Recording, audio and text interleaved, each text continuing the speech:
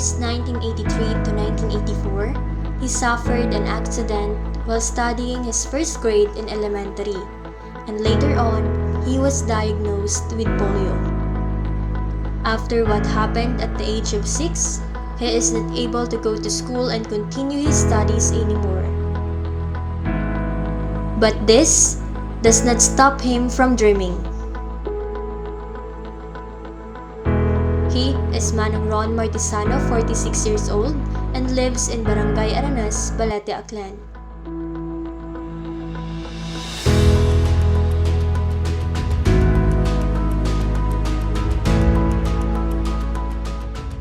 Dati ay nag-antigo ako at pagtayit sapatos ay ging pilit ko ginabi nga mag-antigo ay tungod sa ako niya sitwasyon hindi ako kapangita kapanaw o mag-usoy kwarta kaya ginpili ko rin tungod mismot ang kwarta ro pagapit para ka. At the age of 20, he is able to shoe shoes for others and earn money even though he cannot move freely. Because of his condition, he tried his skills in making knitted products and participated in livelihood training programs. And because of the talent he showed, he was noticed by the local government and Balete Association and given a chance. Nakatulong ang mga proyektong naisagawa namin kay Ron dahil nagkaroon siya ng livelihood opportunities. Na isa ngayon, kumikita na siya. So, hindi na siya umaasa o humingi ng tulong sa kanyang pamilya. Bagkos, minsan ay siya pa ang nakakatulong sa kanyang pamilya. Naikwento nga niya na nakakapagbigay pa siya sa mga pamangkin niya sa pagpapaaral o baon sa kanyang pamangkin sa school. So, malaking tulong ang mga livelihood opportunities para kay Ron.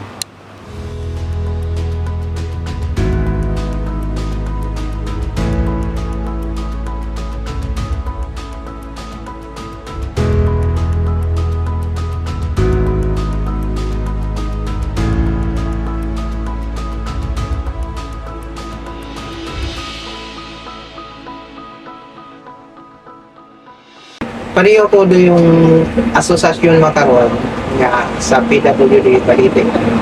Mabahaw daron niya bulig para kami tapos tungod niya ramon niya mga produkto para sa produkto hindi na pa kaya ginandangan ni wa kami ga problema kung paano namon maibalik ya among human ro among mga hiobrahay insigida sayod ay ginamon nga presyon tungod di karon sa asosasyon kapag tuko din nga na Sir Emer na Sir Rudy makasuporta man na day mayor ay mas nagnami pagidaro amon nga pag-obra tungod nga mas madali ag para man doon sa mga kunyari hibabakay ayagi. Si Ron ay very participative, very supportive.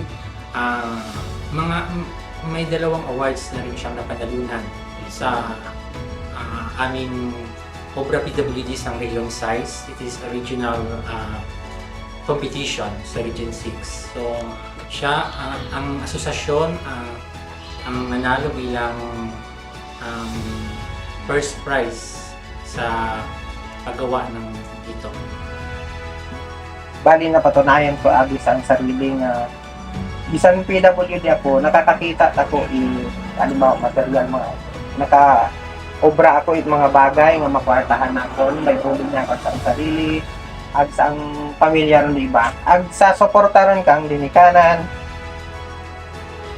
sa ani atong hiyo na wagit na kami napabay kaya bisan man kana ko nga sitwasyon ay medyo pakiramdam ko man bagahay bukon ako isa ang PWD napuslan ko ra ako nga mga nasayran na nakakabulig man sa among pagpangamuli.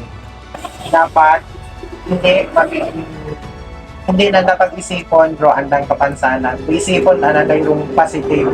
Kung bagahay kung ano ro manila nandang mapuslan nga kaya pa nandang obraon sa piha pa andang sitwasyon, kaduyot ara nang isipon hindi na napag-isipon nga base hindi ko raya kaya o aning kuya ako nga magawa ay makarama ka to. Dapat sa makaroon ang panahon na hindi ka ting mahuyag.